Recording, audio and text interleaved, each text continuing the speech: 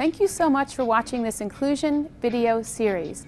The purpose of this inclusion video series is to help teachers, parents, and coaches include children with visual impairments in after-school sports and in physical education. We would like to thank the Lavelle Foundation, the College at Brockport, Camp Abilities, and the Institute on Movement Studies for Individuals with Visual Impairments for their support for this video series. Welcome to this coaching video on cross-country running for athletes who are blind or visually impaired. In this video, you will learn teaching strategies and accommodations, including tips on respectful language use, how to differentiate instruction, equipment adaptations, and appropriate environment modifications. Hi, I'm Ashley. I'm an elite para-triathlete. I got my starts in athletics in middle school when I joined my school's track team. As I progressed through high school, I found that my track coaches struggled a little bit to accommodate me as a blind athlete. It's important for everyone to feel like they're a part of a team, and I was fortunate enough growing up to have coaches that were willing to try to accommodate me and make sure that I had the same experiences as my sighted peers. Following are concepts to use for including runners with visual impairments. The first concept is appropriate language. We suggest that coaches use clear, descriptive language and use the student's name to get his or her attention before giving feedback. In this scene, our coach uses the term 90-degree angle and says the student's name before giving feedback. As with all students, it helps to say the student's name first because it catches the student's attention and identifies to whom the coach or teacher is speaking. By yelling out a suggestion to a group, a student with a visual impairment or blindness might think you are talking to someone else because she cannot see to whom you are giving feedback. And we're going to do just what Maddie just did. The second concept, also related to language, is using verbal cues to communicate information about the obstacles along the trail. Guides should give verbal cues that explain what the obstacle is or what the athlete should do to avoid the obstacle. Both will likely take too much time. It is also helpful to have preset cues with which the athlete will understand exactly what you want him to do when the cues are used. For example, the guide and runner might decide to use the verbal cue high knees to inform the athlete to lift her knees higher when there is an increase in the grade of the terrain. Here in our video, we have an athlete with her guide exploring an obstacle of a branch and then practicing with the cues 3, 2, 1, leap as the short cue phrase. In the second scene, the athlete and the guide have already decided that if a puddle comes up, the guide will move and hold her arms slightly behind her torso and use the phrase, puddle in 3, 2, 1, clear. The third concept is using physical guidance for instruction and feedback. When giving visual demonstrations to the team, you can instruct your athlete with a visual impairment by using physical guidance while also demonstrating to the class. This enables the athlete with a visual impairment to know exactly what the rest of the team sees. The fourth concept is tactile modeling. Tactile modeling is the use of a peer, coach, instructor, or family member as a model to demonstrate the position or movement you are teaching. Then, the athlete with visual impairment will ask if he can feel the shoulders, back, arms, and legs of the person modeling. This requires appropriate adult guidance to make sure that both the runner and model are comfortable. The fifth concept to present is using co-active movements. Co-active movements are effective when a skill is dynamic and is difficult to tactile model, such as an arm or leg swing.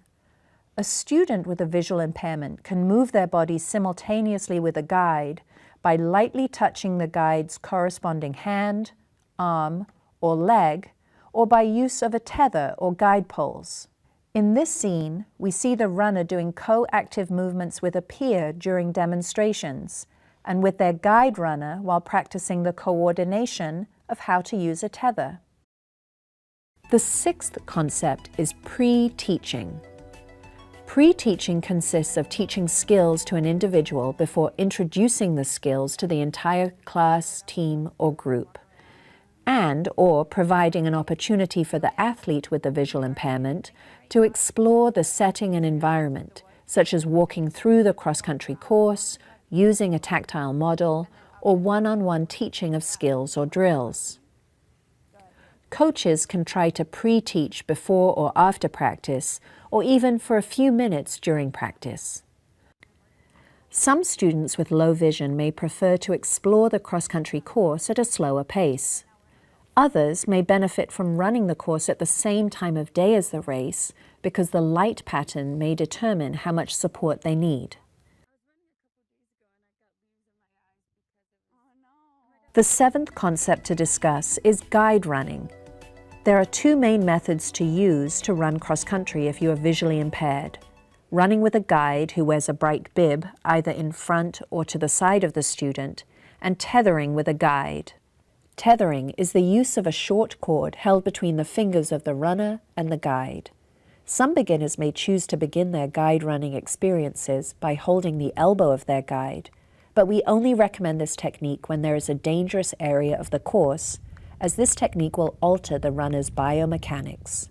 The following scenes show a variety of strategies for guide running using a tether and following a guide. There are several important components to the tethered guide method of guide running. First, the guide must be faster than the runner. Second, it is helpful if guide and runner are of similar heights. Third, communication is key. Agreed upon terms prior to runs will also increase the effectiveness of the communication. Fourth, the guide must be aware that she should continue her arm swing and encourage the student to do the same. And fifth, having the same guide all the time is ideal because pacing together and learning each other's stride and arm swing is critical for runners to optimize their ability to run through the cross-country course. So here's our shoelace tether. I'm going to take my hand and I'm going to put it between my pinky and ring finger and the other three. I'm going to put that knot in there and I'm going to close my fingers so that the knot is tight in there. And then my sighted guide is going to do the same thing with hers. We have that nice smiley face dip between us when we run, and we're ready to go. The eighth concept is how to incorporate an assistant or adult paraprofessional into the practice session.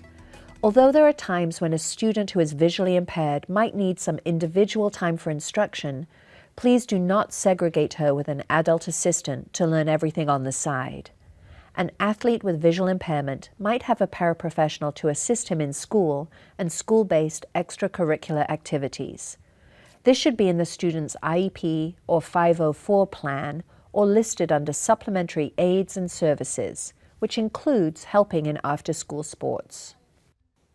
The ninth concept is the use of a piece of equipment to facilitate learning. It is helpful on the course in spots where there are hazards or areas where turns are difficult to see to use auditory beepers, brightly colored caution tape, or high contrast turn signs or ribbons. You may meet some runners with dual sensory impairment that may be hard of hearing or deaf in addition to a visual impairment. In that case, we're including the following tips for you to use. Give as much new instructional information as possible before the runner heads out to the course. Provide key phrases to let the runner know that you will call each part of the practice. For example, now we are moving on to the hill part of the practice. Learn how to work with an interpreter if the runner uses sign language. Look at the runner, not focusing on the interpreter. The interpreter will not be the guide. Send home instructions and plans ahead of time so that the runner can use assistive technology to access the information independently. He will not have his expensive technology while running in the woods. Provide the runner with the option of selecting where she can learn, listen, or see information best.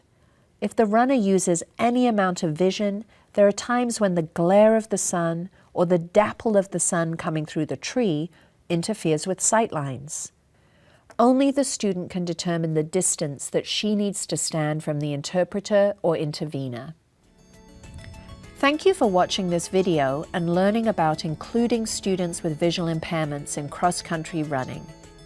Athletes with visual impairments should be welcomed into your physical education classes and cross-country team. When you make appropriate accommodations and use the strategies shown in this video, you will help all of your athletes reach their full potential. The accommodations for a blind athlete in cross country are very simple and straightforward. Why not give it a try? You never know, you might make a difference in a kid's life. The United States Association for Blind Athletes is the governing body for competition for people with visual impairments. If your child excels in cross country, please contact the association for information on training camps and competition opportunities at www.usaba.org. Support for this video provided by the Lavelle Fund for the Blind, the College at Brockport, Campabilities, the Institute for Movement Studies for Individuals with Visual Impairments, and the American Printing House for the Blind. Special thanks to all the talent who made this video possible. Executive Producer, Dr. Lauren J. Lieberman. Content Specialist and Scriptwriters, Dr. Monica Lepore, Dr. Pamela Highback Beach, Tristan Pierce, Ashley Eisenmenger. Narrator, Ruth Childs. Video Producer, Anne M. Giralico Perlman.